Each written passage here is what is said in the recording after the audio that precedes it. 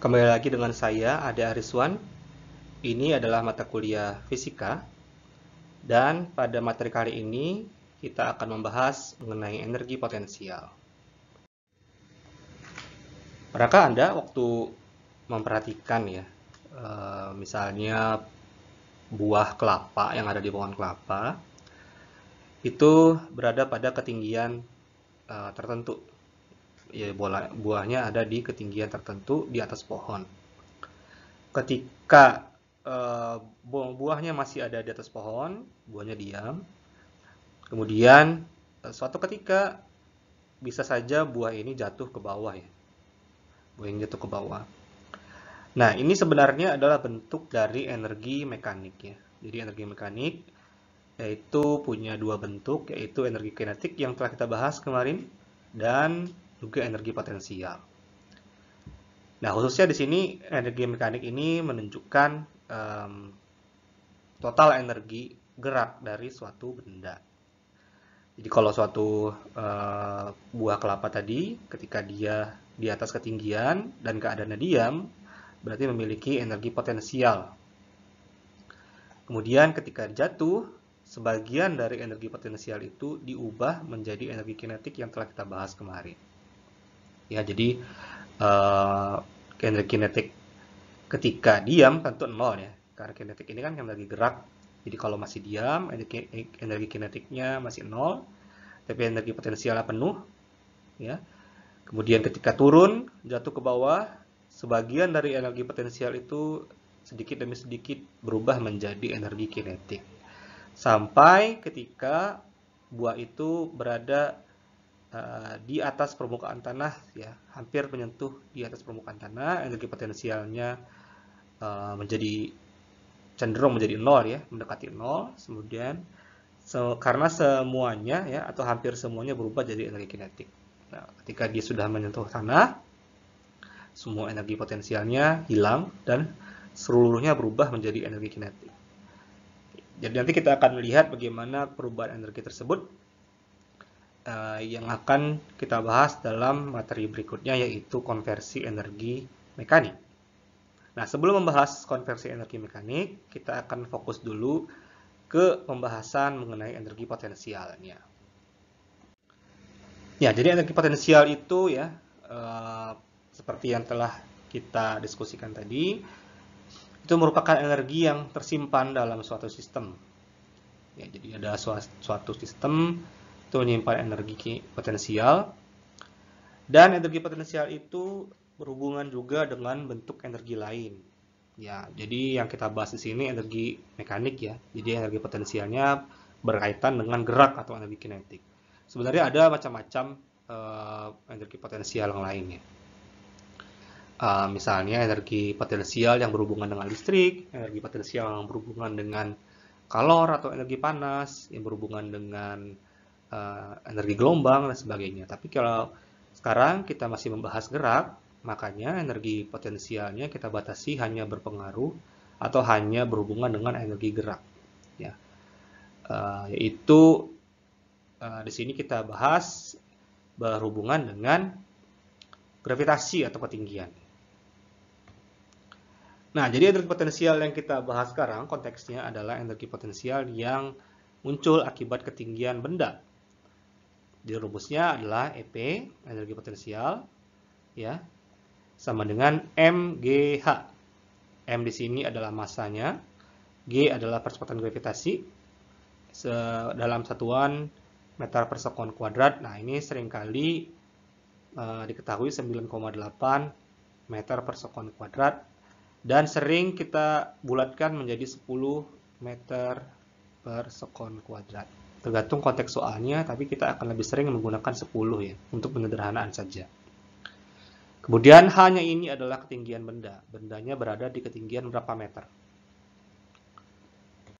Nah, bagaimana dengan ciri-ciri energi potensial? Ada beberapa ciri-cirinya. Yang pertama, energi potensial gravitasi dimiliki suatu benda karena posisi relatifnya terhadap bumi.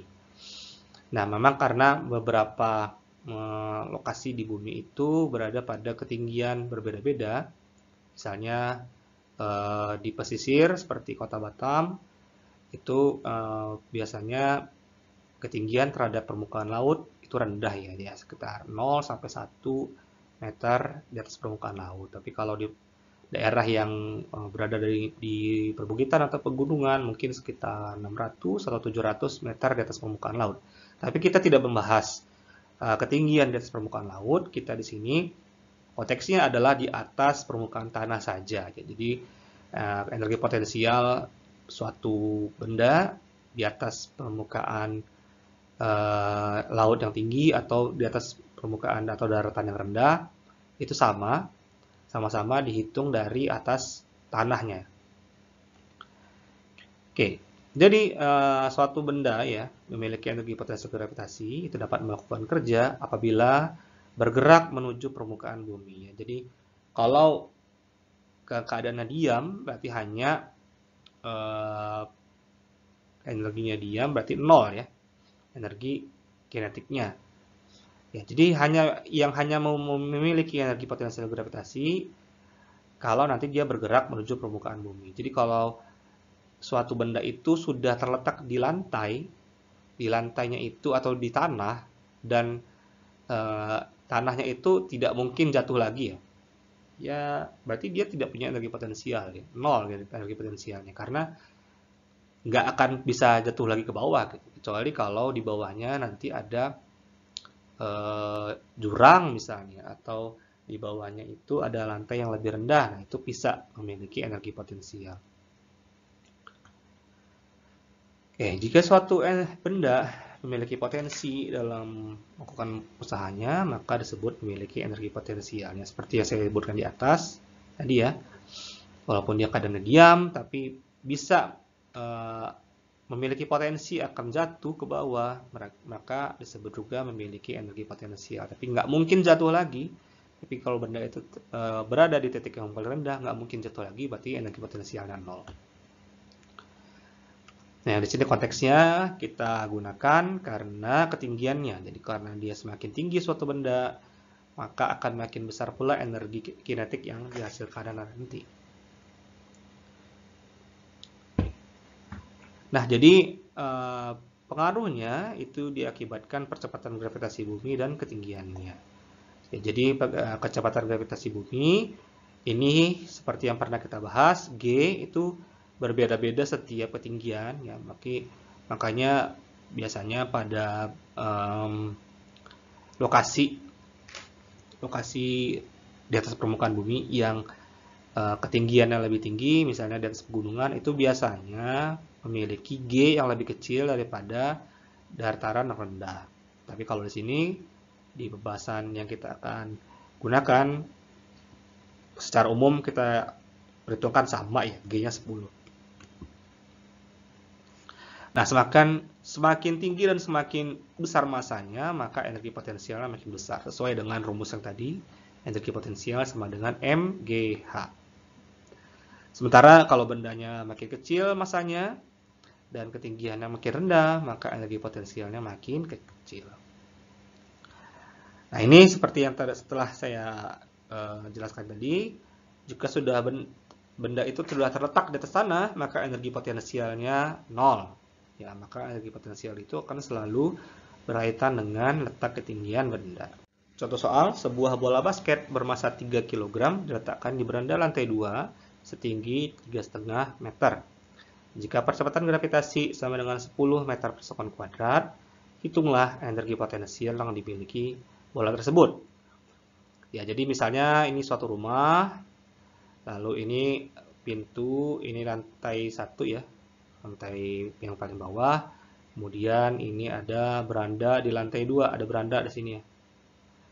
Nah, kemudian ini ada bola basket. Ada bola basket di sini.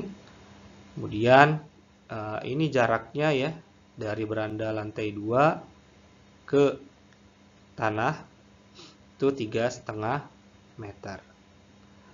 Nah, bola basket ini beratnya atau masanya adalah 3 kg. Berapakah energi potensialnya? Oke, seperti yang telah kita bahas tadi, EP ya sama dengan M kali G kali H. Kemudian M-nya itu 3 kg, masanya 3 kg. kecepatan gravitasinya 10 meter per sekon kuadrat, dan ketinggiannya 3,5 meter. Kita langsung kalikan saja, kita dapatkan energi potensialnya 10 atau 105 joule ya, 105 joule energi potensialnya.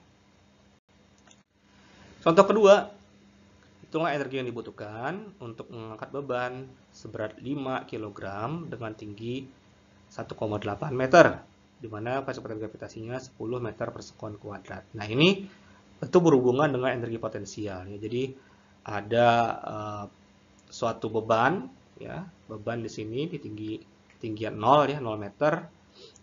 Kemudian harus kita angkat ke ketinggian 1,8 meter. Berarti kita berikan energi potensial di sini. Kita berikan energi potensial.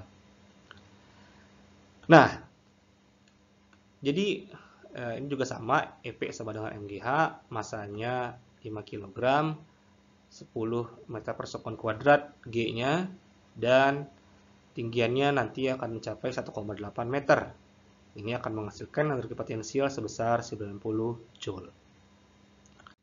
Baik, demikian materi mengenai energi potensial. Nanti akan kita lanjutkan dengan konversi energi mekanik yang akan menghubungkan antara energi potensial dengan energi kinetik.